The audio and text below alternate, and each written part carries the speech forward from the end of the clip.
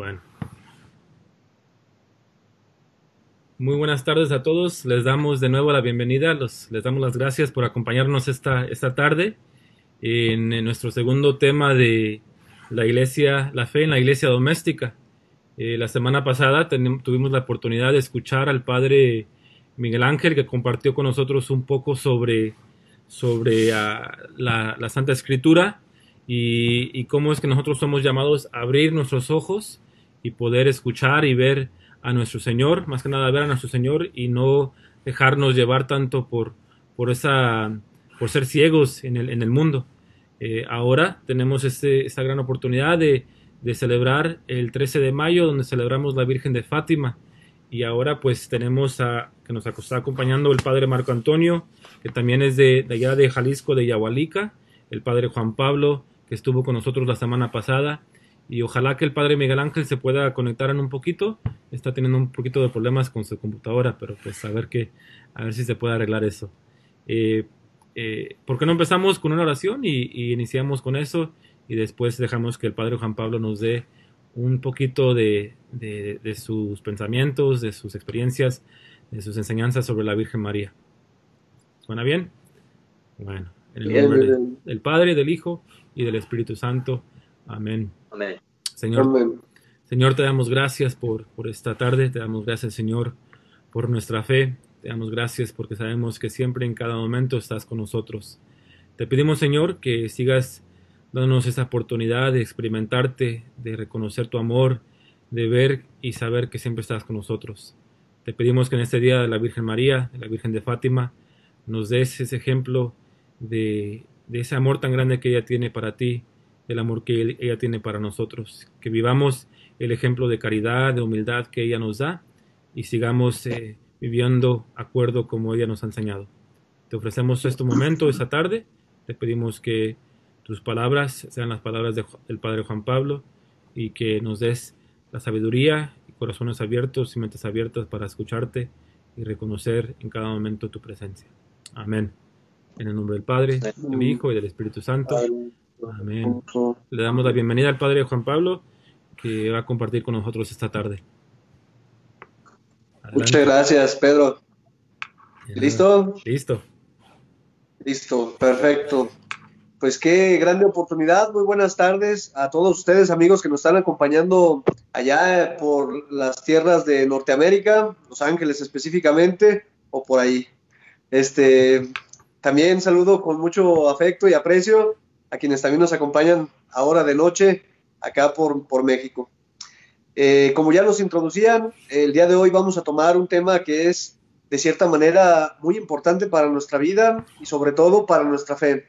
Es decir, el día de hoy estamos celebrando aproximadamente 100 años de las apariciones de la Virgen de Fátima y entonces por eso el día de hoy quiero invitarlos a que reflexionemos acerca de ello para que sigamos profundizando nuestra fe y podamos seguir acatando de cierta manera lo que este mismo acontecimiento pues tenía como mensaje desde aquel tiempo y que es también para nosotros un mensaje muy actual. Como sabemos, el 13 de mayo la iglesia recuerda un año más de la primera de las apariciones de la Virgen de Fátima a los tres pastorcitos. Esta semblanza histórica tal vez va a ser tomada muy a la ligera porque lo que quisiera yo sobre todo subrayar no es tanto los aspectos históricos, tal vez eso nosotros ya lo sabemos. Se apareció la Virgen de Fátima a Lucía, Francisco y Jacinta en la ciudad de Cova da Iria, en Portugal, en 1917. Yo creo que eso nos queda muy claro, sobre todo también resaltar, ¿verdad?, que este acontecimiento tiene que hablarnos tanto para nuestra fe, precisamente porque la llamada que la Virgen de Fátima nos hace, precisamente tendrá que tener sobre todo un convencimiento, una entrega de fe.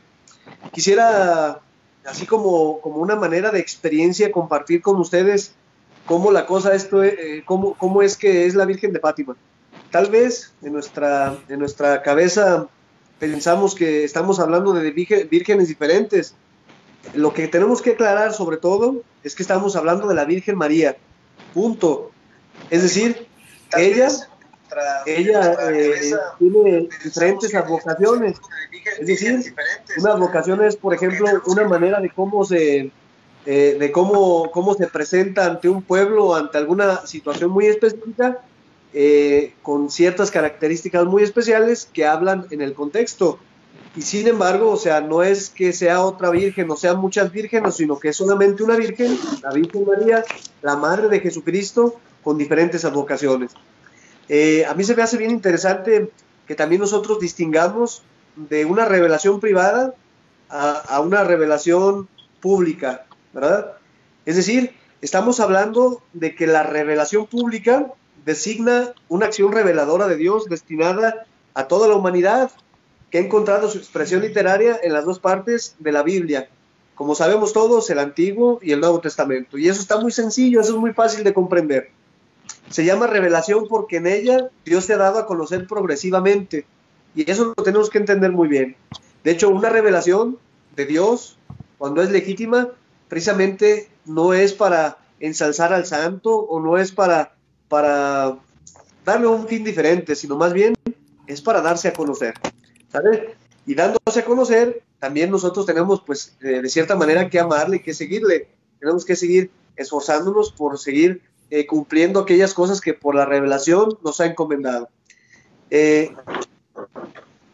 Entonces, nos quedamos en que la revelación pública es aquella revelación que se encuentra contenida en la Escritura, es decir, en la Sagrada Escritura, en la Biblia. Como ya sabemos, en el Antiguo y el Nuevo Testamento. En Cristo Dios ha dicho todo, es decir, se ha manifestado a sí mismo, y por tanto la revelación ha concluido con la realización del misterio de Cristo, que ha encontrado su expresión en el Nuevo Testamento. Y esto es bien interesante, precisamente porque en la revelación privada, que es otro tipo de revelación, pues vamos a encontrar que en esta se refiere a todas las visiones y revelaciones que tienen lugar una vez terminado el Nuevo Testamento. Esta es la categoría dentro de la cual podemos encontrar nosotros el mensaje de Fátima, ¿sale? Entonces, la autoridad de las revelaciones privadas nos dice y nos explica, o nos explicaba el cardenal Ratzinger, el antiguo prefecto para la Congregación de la Doctrina de la Fe, que después sería nuestro Papa y que es ahora el Papa Emérito Benedicto XVI, nos dice que la única revelación, ¿verdad? La única revelación pública que es la que exige nuestra fe, ¿verdad? Es la que tenemos que seguir. Y también las revelaciones privadas son las que tal vez podríamos nosotros tomar como una cierta manera de devociones populares, ¿verdad? Es decir, lo que todos debemos así como considerar es precisamente vivir la Sagrada Escritura, el Evangelio y tomar los sabios consejos de la Sagrada Escritura, porque es revelación pública. Y sin embargo, en la revelación privada podemos, claro, seguir esta revelación, pero no como de una manera tan sistemática como vivir la vida evangélica, pues, ¿verdad? Aunque se supone que la revelación privada es la que nos va a llevar precisamente a vivir la Sagrada Escritura. Tenemos que entre 1935 y 1941 a Sor Lucía, ¿verdad? Bajo las órdenes de sus superiores, tuvo que escribir 4 memorias de los acontecimientos de Fátima. En la tercera memoria publicada en 1941 escribió las 2 primeras partes del secreto y explicó que había una tercera parte que en el cielo todavía no le permitían revelar, ¿vale? Y eso permanecía en secreto. Y entonces esto tal vez también podría confundirnos un poquito, precisamente porque cuando se trata de una revelación secreta, tal vez alguno podrá tomar la vía del esoterismo y dejar precisamente la interpretación esotérica, ¿verdad? A este tipo de revelaciones, por ejemplo. ¿Qué es una interpretación esotérica? Por ejemplo, aquella que se ve con todo el misterio del mundo, ¿verdad? Por ejemplo, algunos aseguraban que la tercera revelación tendría como fin primero precisamente que iba a haber un papa negro y cosas de esas, ¿verdad? Cosas que solamente especulan, pero que no llevan ciertamente a un fundamento de fe, y todo lo contrario.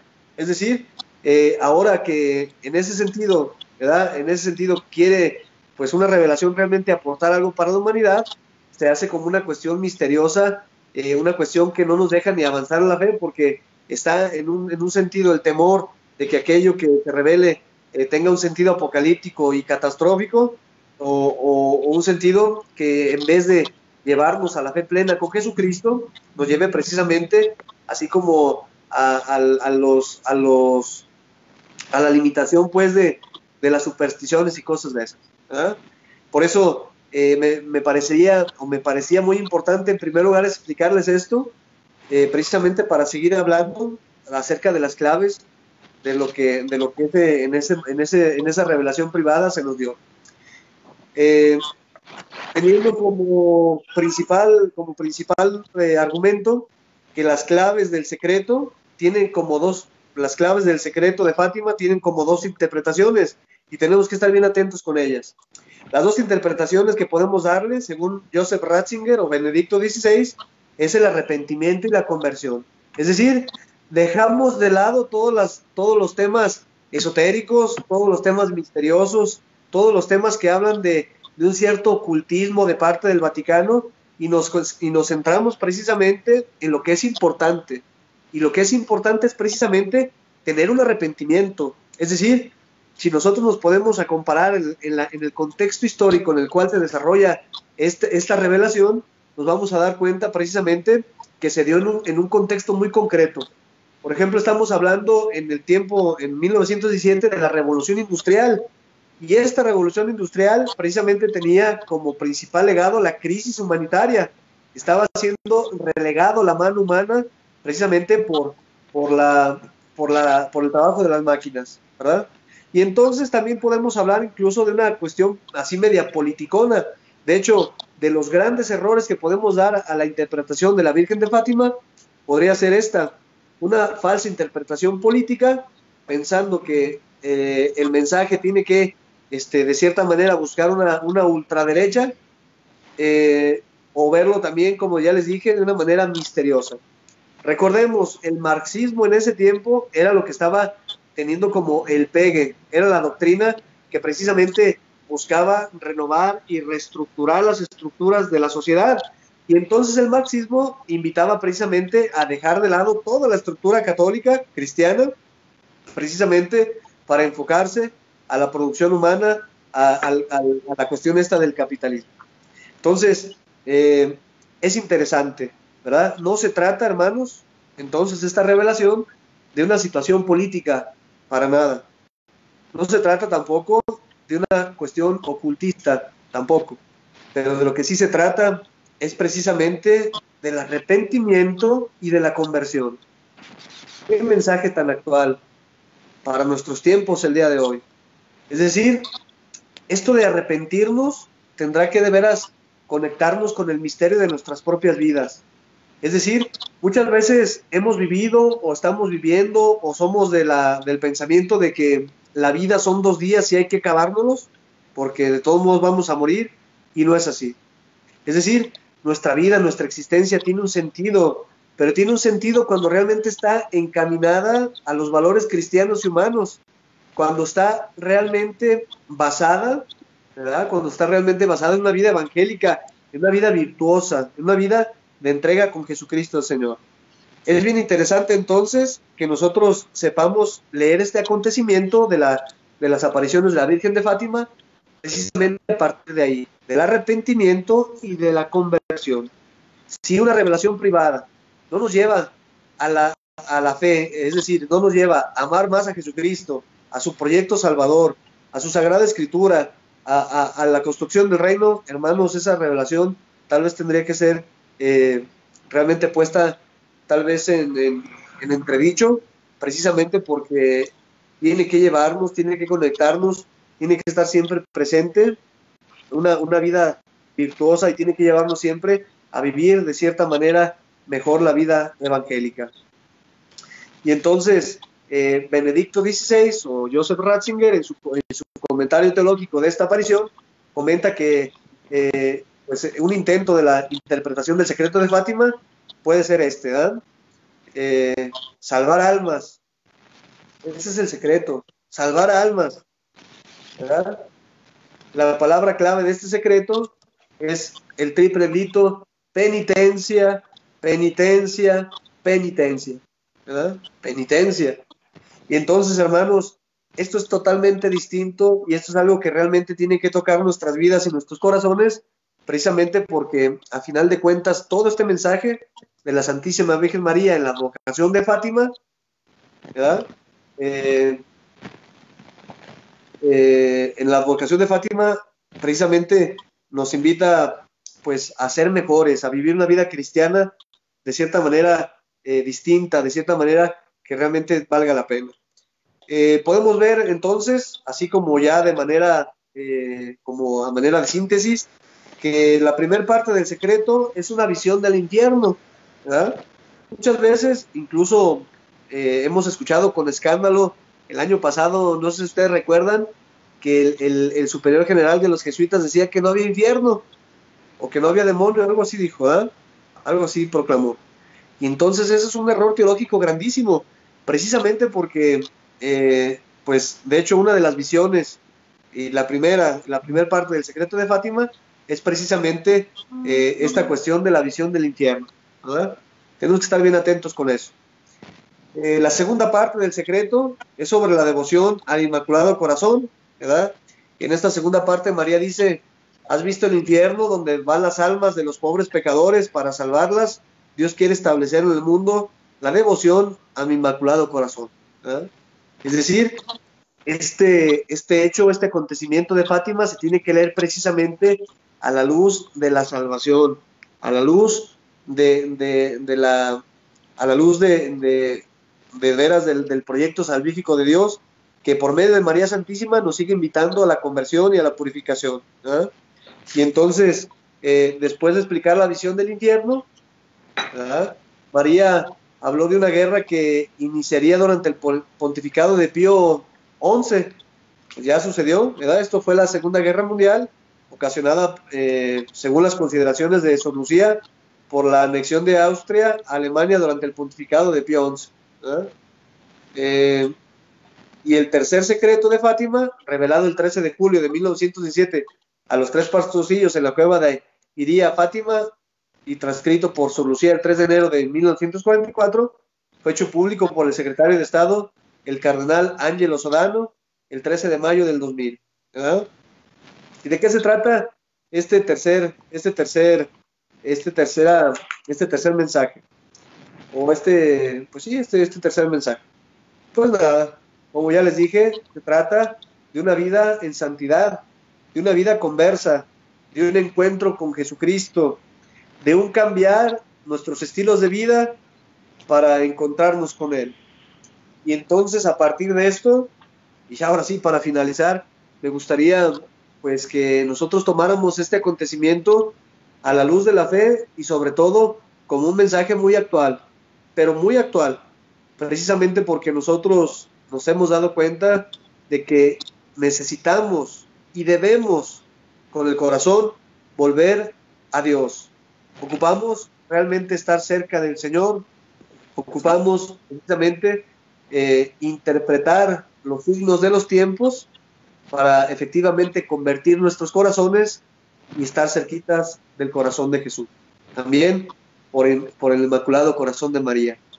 Ojalá que la Virgen de Fátima nos ayude a todos a tener una fe firme, no en los misticismos y no en los sistemas políticos, esos son erróneos, pero sí una fe en que por nuestra conversión, por nuestra vida evangélica, alcanzaremos todas aquellas promesas que Él mismo nos da. Pues quedo a sus órdenes, hermanos. Sería lo que yo tendría que compartirles.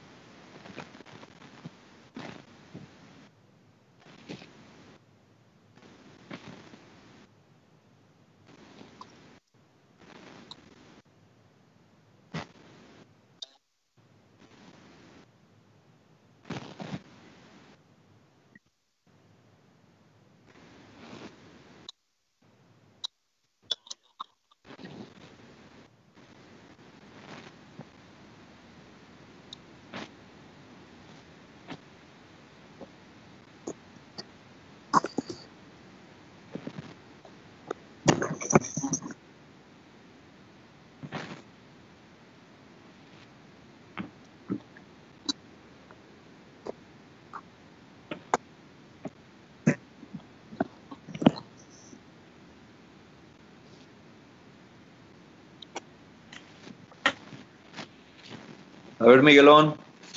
Pues aquí tratando de conectarme, una disculpa, pero creo que ya. No, pues muchas gracias por el mensaje, Padre Juan Pablo.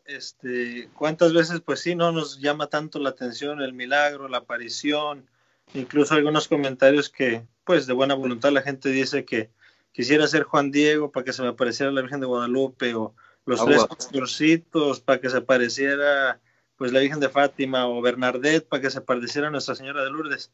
Pero si estamos de tercos testarudos, oye, pues ni aunque se nos apareciera una y otra vez, ¿no?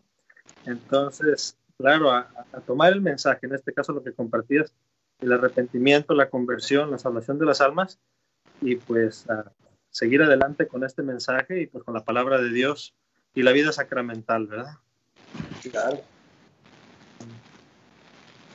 A mí me echó el teatrito abajo, Juanpa. ¿Cómo les digo? ¿Por qué? Yo creo interesante un poquito el contexto histórico y sí un poquito las fechas y las apariciones, ¿verdad? 1917, ya hablaba Juan Pablo un poquito de la Revolución Industrial, pero también está a la vuelta de la esquina, un año después, la Primera Guerra Mundial. Las 6 apariciones de la Virgen de Fátima, que ocurren de hoy, 13 de mayo del 17, hasta octubre del mismo 17, 13 de octubre, cada mes, muy puntual, y cada aparición, pues sí con una intención, ¿no? El rezo del rosario, así como la manera muy concisa del Padre Juan Pablo que nos decía, ¿no? La oración, la conversión, o bueno, en el orden, ¿no? Oración, arrepentimiento, conversión, encuentro con Cristo. En esta lectura que hace el mismo, ahora ya San Juan Pablo II, que por ahí también sufre un atentado en el 1981, 13 de mayo de 1981, es interesante también la visión que hace Juan Pablo II, la interpretación que hace Juan Pablo II del acontecimiento, que él mismo se ve en uno de esos mensajes, sus secretos de la Virgen de Fátima. Un obispo de blanco va a caer en la plaza de Roma. Y él dice, soy yo, ¿no? Como la bala, las cuatro tiros de Ali Akka, uno atraviesa su mano, perfora un poco el vientre y queda, atraviesa el hueso sacro y por ahí queda incrustado. Otra bala pasa por el codo y lastima y hiere a otras 2 personas, y un cuarto disparo que pues salió perdido, ¿no? Pero interesante esto que hablaba Juan Pablo del arrepentimiento y del perdón, que van de la mano, y el mensaje sigue siendo actual, porque vemos la situación tal vez política de nuestro país, por decir algo, ¿no? Que decían, pues abrazos y no balazos, y arrepentir y perdonar, pero si no hay arrepentimiento no puede haber perdón. Y entonces este mensaje de poder arrepentir y poder perdonar, que van de la mano, y es impresionante ver luego a Juan Pablo II que visita a Ali Akka en la misma cárcel, y el diálogo que luego se hace, ¿no? Usted debería de estar muerto, yo soy un buen tirador. Y Juan Pablo que responde, es que tú no tomaste en cuenta, a pesar de tu pericia para las armas, a la Virgen. Y el mismo, ¿no? El mismo Juan Pablo que dice, ¿no? Una mano disparó un arma, pero otra mano guió la bala para que no cayera, ¿no? Solamente puede haber perdón si hay un verdadero arrepentimiento. Y este verdadero arrepentimiento y este verdadero perdón solo se da en el encuentro con Cristo. Y el encuentro con Cristo es más fácil tomado de la mano de una mamá. Tomado de la mano de una mamá, porque ella nos lleva, ¿no? Si vemos la interpretación también a lo mejor bíblica, ahí encontramos a María que le dice, ¿sabes qué? Ya se acabó el vino. Tomado de la mano de la mamá. Juan se encuentra también al pie de la cruz. Ahí tienes a tu hijo. Y es la misma madre, ¿no? Nos decía Juan Pablo, ¿no? Es ver la foto de mamá cuando era muy joven, cuando se está casando, cuando está en sus 25 años de matrimonio, cuando nos entregó a nosotros como sacerdotes y nos bendijo ¿no? En el momento de dolor con Miguel, ¿no? También, pero es la mano de mamá que te acompaña. Muy bien. No, pues sí, Claro, excelente, Marco. Sí, sí, sí. Sí, yo creo que pues aparte de este mensaje que escuchamos ahora y que celebramos ahora pues de la Virgen de Fátima, no sé si podamos compartir un poquito sobre en general, ¿verdad? Las apariciones de las vírgenes, de la Virgen en diferentes lugares, el propósito de ellas, ¿verdad? La Virgen de Guadalupe, la Virgen de Lourdes, muchas apariciones que han visto, que han habido, que hemos tenido en la historia de la Iglesia. Ustedes como, pues nosotros como sacerdotes, podemos explicar un poquito el propósito de nuestra madre que se aparece a Juan Diego, a los niños estos, ¿verdad? Al mundo entero. ¿Cuál es el propósito, Padre Miguel? A ver, pues aquí que me corrijan los padres que tienen más tiempo, pero las tres apariciones, pues ahora sí que superoficiales de toda la Iglesia Universal, pues hablamos primero de la Virgen de Guadalupe, que trae la unidad, ¿verdad? En estos tiempos cuando vienen a conquistar los españoles, traen la fe, todo esto trae la unidad. Y de ahí pues podemos ver su piel morena, ¿no? La Virgen de Lourdes, que se enfoca tanto en la salud, ¿no? En tiempos de tanta enfermedad, tiempos de tantas muertes, ella pues obviamente, la Santísima Virgen siempre preocupada por sus hijos, trae aquí la sanación. Y que hasta el día de hoy, obviamente ahorita se suspendió por el coronavirus, que es donde más debería de haber, pues tanta gente que llega a bañarse en esas aguas santas, a sumergirse pues. Y entonces Nuestra Señora de Lourdes trae la sanación y la Virgen de Fátima pues la paz. Como decía Juan Pablo, en tiempos de tanta guerra, tiempos de tanto problema, pues Nuestra Señora de Fátima trae un mensaje muy grande de paz, con el mensaje tan fuerte de rezar el rosario, hacer penitencia, hacer oración y dice el cantito, por los pecadores implorar perdón. Ahí tienes.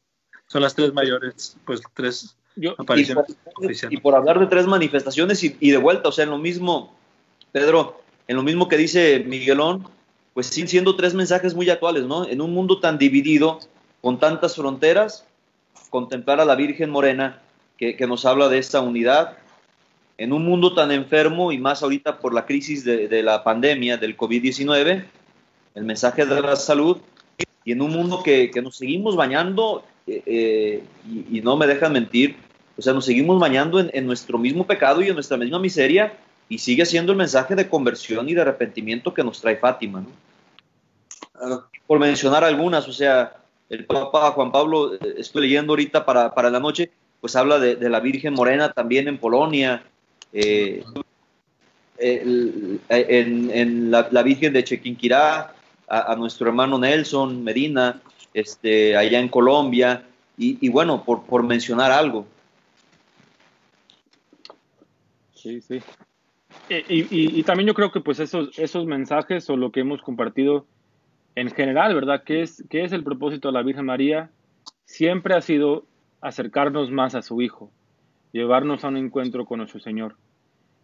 Cualquier aparición que hemos tenido de la Virgen María al mundo ha sido para muchos propósitos, pero al fondo de todo eso es para que nosotros nos acerquemos más a nuestro Señor, para que tengamos nosotros ese encuentro personal y íntimo con Cristo mismo. Entonces recuerden eso, ¿verdad? Muchas veces es fácil tal vez tener una devoción muy grande a la Virgen María, y eso es muy bueno. Yo creo que todos nosotros aquí tenemos esa devoción a la Virgen María. Yo mismo le doy crédito a la Virgen María en parte por mi vocación, por la manera que yo pude acercarme a la llamada que Cristo me puso en mi vida. Pero también recuerden que la Virgen María en esa humildad, muy pocas veces la escuchamos hablar en los evangelios, porque siempre la atención era para su Hijo. Y eso pues es importante reconocer. La razón que la Virgen María, la Virgen de Guadalupe se apareció, la manera que se apareció es para relacionarse a la gente. El mensaje que dio fue para guiarnos a Él, a los indígenas que tuvieron también ese encuentro con Cristo. ¿Y cuántas conversiones hubo por medio de ella para tener esa relación con su Señor? Claro. A mí se me hace muy interesante, Pedro, cómo, bueno, yo mencioné al principio que tal vez yo no me iba a adentrar mucho en el contexto histórico, porque precisamente el padre Marco hizo una reinterpretación de esta cuestión de la historia y cómo sigue de veras siendo actual para nuestra vida. Me gustó bastante la imagen que utilizó de esa madre que te lleva de la mano a encontrarte con su hijo, ¿verdad? Y entonces, hablando de ese contexto, yo creo que en el tiempo de hoy, en nuestro contexto muy actual, de veras necesitamos a esa madre que nos lleve al encuentro profundo con Él, ¿verdad? Y entonces, estando junto con Él y teniendo este encuentro profundo, hombre, ¿qué más le puede pedir la humanidad más que de veras conocerle y amarle, ¿verdad? Sí. Tal vez, no sé si ustedes, ya aparte de este Día de la Virgen de Fátima en general, sobre la Virgen, unas experiencias, tal vez en sus vocaciones personales, ¿qué efecto tuvo la Virgen en sus vidas? En sus Pues sigue vocaciones, tal siendo vez. sigue siendo el mensaje muy, muy claro, ¿no? De Fátima y de la Virgen, y hablando también un poquito, ¿no? De la devoción del Santo Rosario que se nos sigue pidiendo, ¿no? Y que estamos iniciando el día de mañana, que el Papa convoca una jornada de oración y una humanidad en la Iglesia unida por el rezo del Santo Rosario.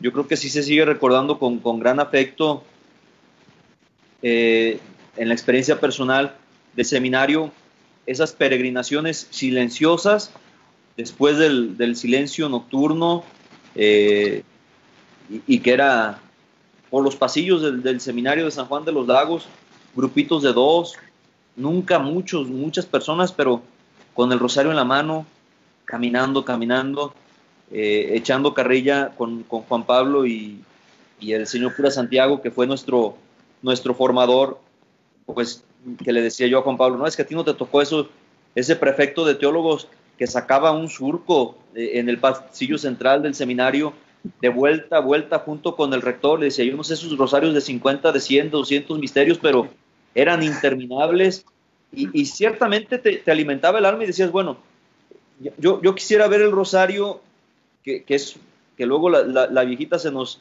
puede sentir o lo que sea, ¿no? Pero sí como ese goterito, ¿no? Ese regar por goteo, ¿no? Por cuentitas, para que no se aguade la plantita, pero también para que no se reseque. Es que caiga una gotita y que se vaya alimentando y que se vaya nutriendo.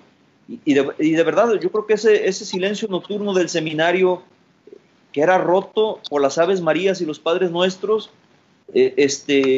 llenaban de consuelo, de esperanza, y era una palmadita de vuelta. Si ahorita decía de la mamá que te lleva de la mano a Jesús, también era la mamá que te daba una palmadita en la espalda y te decía, hey, vas bien, mijo, vas bien, tranquilo, yo estoy aquí, que soy tu madre, no te preocupes, nada te va a faltar, nada te va a desesperar, yo estoy aquí, soy tu mamá. Sí. A mí se me hace muy interesante, así como esta visión del Santo Rosario, ¿verdad? Yo estoy bien seguro que muchos de los que nos están viendo ahorita en este momento y en sus familias, cómo era continuo y cómo era realmente una costumbre el rezo del Santo Rosario. Si a mí, que yo soy un sacerdote medianamente joven, no muy joven diría yo, me tocó todavía me tocó todavía que en familia de repente nos poníamos a rezar el rosario, ¿verdad? Y entonces todas las actividades que estuviéramos haciendo se daban por concluidas, porque cuando nos hablaban del rosario, nos juntábamos, orábamos, y también incluso ahí con los hermanos, ¿verdad? Nos daba risa y no sabíamos ni de qué, pero siempre estábamos ahí como, pues, con la invitación de la familia, ¿verdad? Como un testimonio de los abuelos, de los padres, precisamente para rezar el Santo Rosario. Ahora, no sé, en nuestros tiempos como que se nos hace raro, ¿verdad? Porque ya cada quien en su familia ya, en vez de unirse en el rezo de la oración, más bien cada quien arranca para su cuarto y cada quien prende su Smart TV y cada quien empieza y vacía todos los capítulos de las series que se encuentren, habidas y por haber, y entonces esta cuestión del rosario queda delegada, siendo que, pues, tal vez en nuestra muy especial región, ¿verdad? Era algo así como muy concreto, era algo así como muy vivencial, el Santo Rosario en las familias. Pues yo muchas memorias al recordar eso, que ya son las 9 y vamos a rezar el rosario, claro, en familia, con los abuelitos y todo. Y el padre Pedro mencionaba si hay algo personal que queremos compartir. Yo en el principio del seminario, pues obviamente veía en las picnics familiares que llegan los papás y los mamás y todo, y de una manera, obviamente no coincidencia, sino coincidencia, una vez que estaba diciendo, oye señor, pues te llevaste a mi mamá muy pronto y mira que estos seminaristas con sus mamás y todo, ándale, que ya había leído un libro de Juan Pablo II, pero en esa semana leo otra parte que según yo se me había pasado o me dormí en ese momento del libro. Cuando Juan Pablo II también, que su mamá murió cuando él estaba pequeñito, pues le dice un día a la Santísima Virgen, te llevaste a mi madre, ahora tú serás la madre mía. Y de ahí pues él ve tantas maneras de cómo la Santísima Virgen lo va protegiendo a cada momento. Y uno puede decir, pues nomás a uno que en este caso no tiene su mamá. No, o sea, la Santísima Virgen está para todos. ¿Por qué? Porque del momento de la cruz nos dice a todo el mundo, o sea, por las palabras de nuestro Señor, ¿verdad? Que ahí tienes a tu madre. Entonces, eso es algo para recordar a todos nosotros, o sea, no nomás a las personas que han perdido a su papá o mamá, sino a todos nosotros, a recordar siempre que tenemos nuestra madre aquí en la tierra, pero que en todo momento también nos cuida nuestra madre del cielo, ¿no? Sí, yo igual que Juan Pablo, ¿verdad? Recuerdo de niño, de adolescente, muy seguido mi familia nos reuníamos a rezar el rosario en casa, pero también pues usted como muchos de ustedes saben, para la novena de alguien que ha fallecido, para momentos especiales así, ¿verdad? Recuerdo que muchas veces en la Navidad o así, esos tipos de días, rezábamos el rosario como familia y éramos muchos. Y pues como primos tal vez no ponemos la atención que le deberíamos dar a ese momento, pero siempre me regreso a esos momentos de fe, de enseñanza, a una devoción a nuestra madre, y aunque tal vez como jóvenes no entendemos bien lo que está pasando, ya de adulto esa curiosidad de saber por qué fue tan importante para mi familia, para nosotros como católicos, fue lo que me llevó a tal vez a descubrir un poquito más y hacer el esfuerzo por mi cuenta de saber bien quién es la Virgen María. Una de las cosas obviamente que sabemos es, y los argumentos que muchos de los protestantes usan, es esto, ¿verdad? Que nosotros adoramos a la Virgen María, que la tenemos casi como diosa, y no es cierto. Obviamente nosotros como católicos sabemos que no es la verdad, y una devoción, un respeto, una reverencia a ella como la madre de Jesús, es lo que nosotros hacemos. Y para mí pues siempre ha sido algo como, no sé quién lo dijo, tal vez Marco Antonio, que nos agarra como verdadera madre y nos lleva, nos encamina, nos da ese cariño que solamente una madre nos puede enseñar. Para mí, personalmente, mi educación pues ha sido algo muy importante, esencial, que me ha dado esa fortaleza y me ha guiado a Cristo para poder seguir creciendo en mi abandono a Él. Y ese ejemplo que ella nos da, ¿verdad?, en su vida, de decir que sí, su entrega completamente a Cristo, fue un ejemplo muy grande que me inspiró muchísimo a poder hacerlo también como sacerdote, antes como seminarista, ¿verdad? Y seguir haciéndolo cada día. Pues miren, yo creo que para que no se nos vaya el tiempo tanto, hay muchas preguntas que la gente nos está preguntando. Hay que tomar un poquito de tiempo para responder a esas preguntas y vamos a hacerlo lo que podamos para poder responder. La primera pregunta tal vez es algo de lo que comenté. ¿Cómo podemos defendernos de nuestros hermanos protestantes cuando nos juzgan tanto por rezar el rosario o por tener una devoción a la Virgen María? Pues yo creo que sí hay que, en esa distinción de lo que es el culto de adoración y el culto de devoción que ya nos hablaba el padre Juan Pablo, ¿no? La adoración solo se da a Dios, ¿no?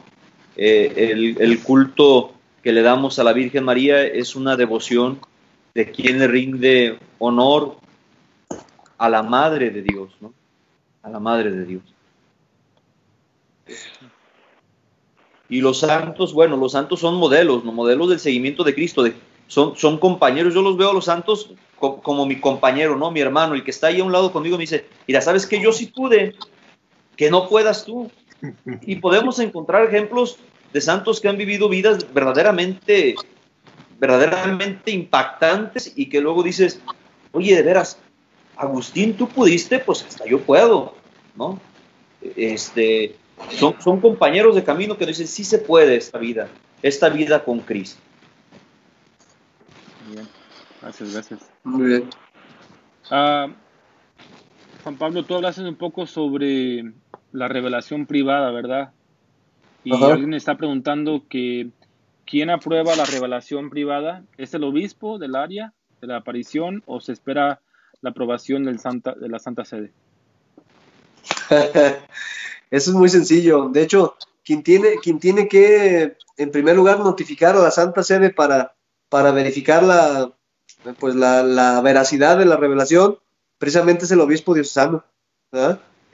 O el obispo del lugar donde ocurrió la cuestión. Y entonces es ahí donde se comienza un proceso. Creo que esto va así.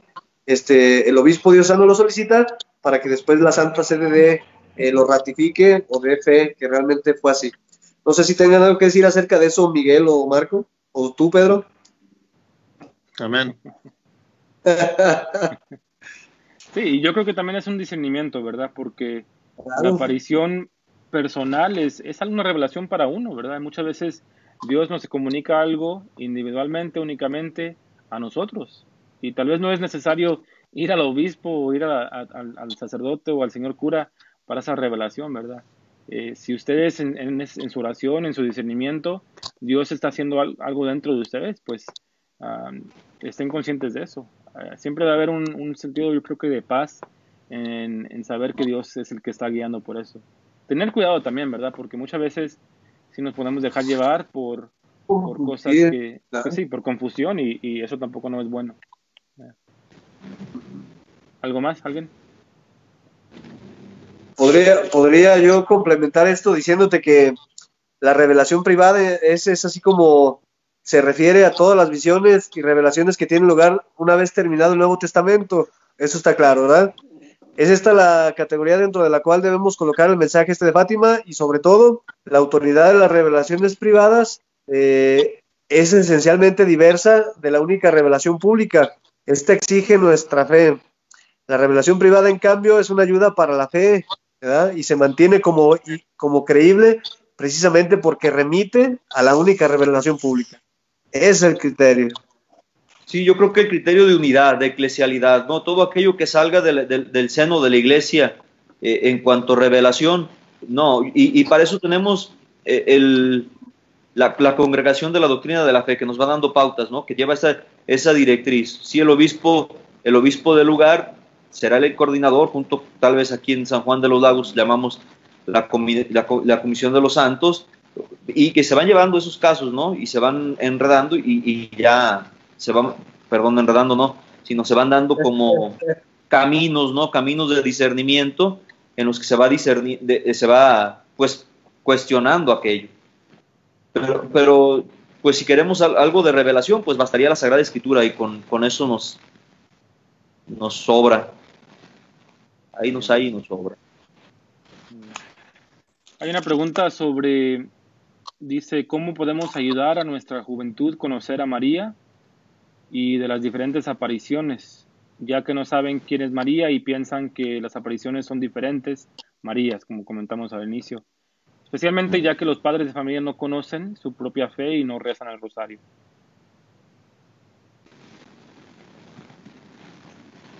Pues para todo, no nomás para los jóvenes, para los niños, para los ancianos, para todo el mundo, siempre el ejemplo. O sea, si uno nomás está con el dedito y tú tienes que hacer esto y yo no lo hago, oye, pues.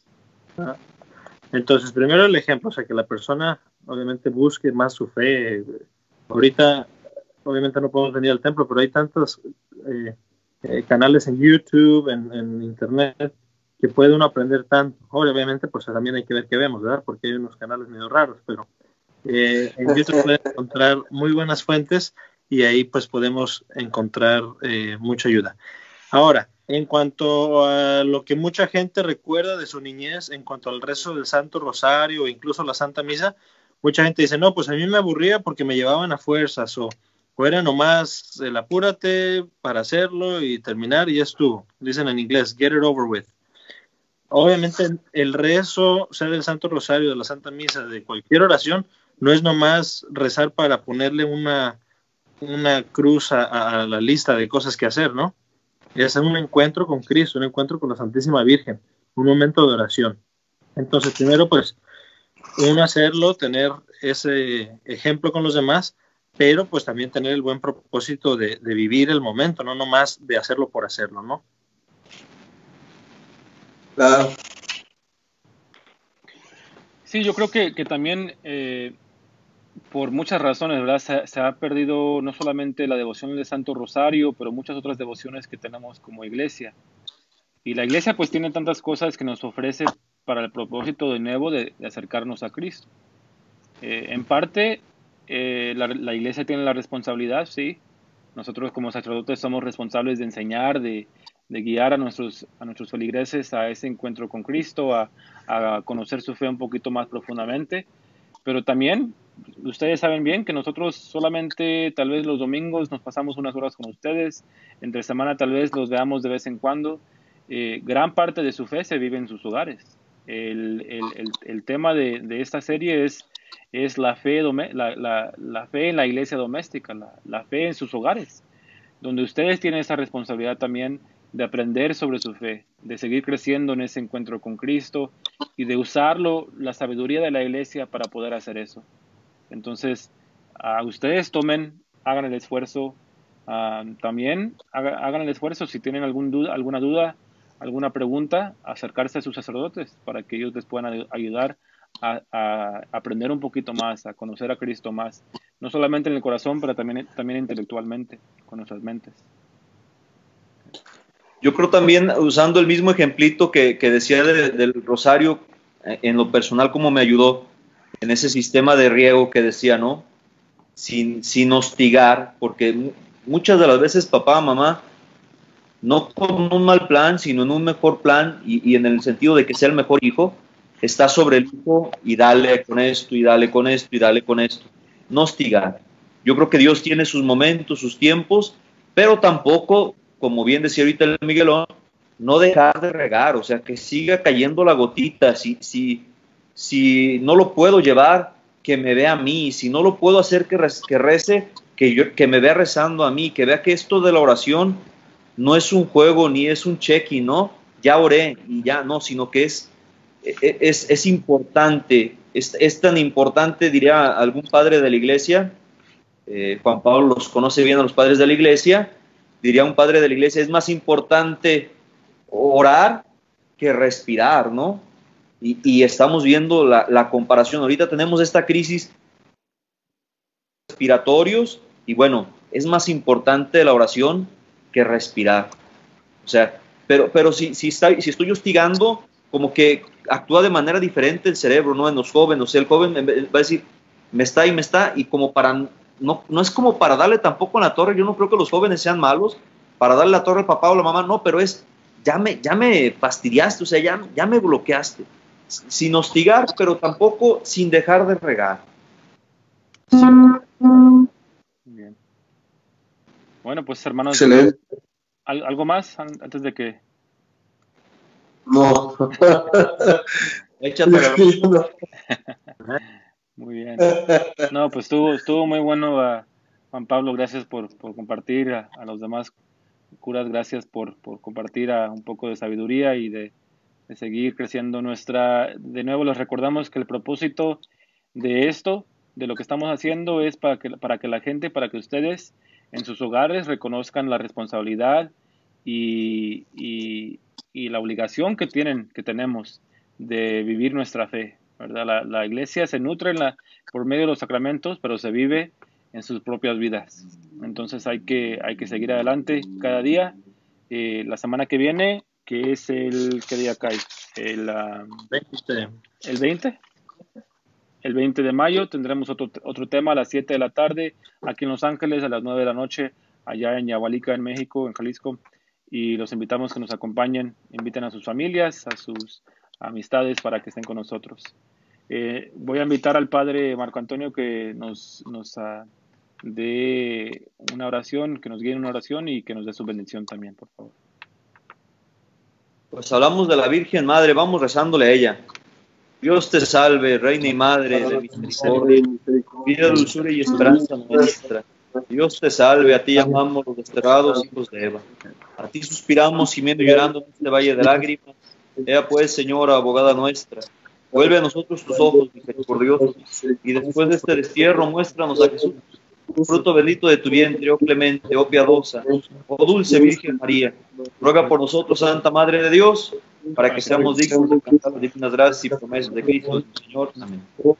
Que el Señor esté con ustedes. Con tu espíritu. El Señor los bendiga, los guarde, muestre su rostro sobre ustedes y les dé la paz. Y la bendición de Dios Todopoderoso, Padre, Hijo y Espíritu Santo, descienda sobre ustedes y les acompañe siempre. Amén. Amén. Ánimo. Gracias. Un Dios los bendiga. saludo, Gracias, ánimo. gracias. Gracias. Un segundito ahorita que... Seguimos en vivo. Sí.